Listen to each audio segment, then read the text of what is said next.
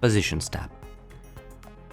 In the Positions tab, you can see your open strategies and see all the parameters that you set in the trading terminal. You can also switch between the Classic, Spread or DCA trading tabs on the top of the page to see related strategies.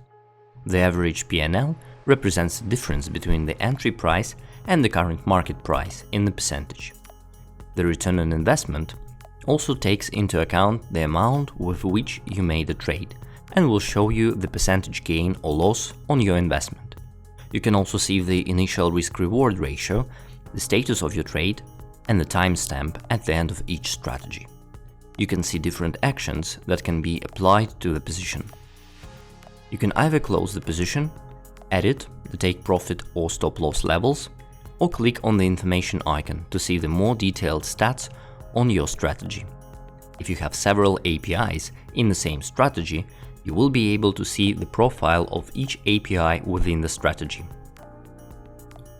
As soon as the strategy is completed, it will be removed from the Open Strategy tab and can be found in All Strategies tab. You can also filter your positions by the status of the strategy, whether it is completed or cancelled. There is also an option to close all open strategies at once.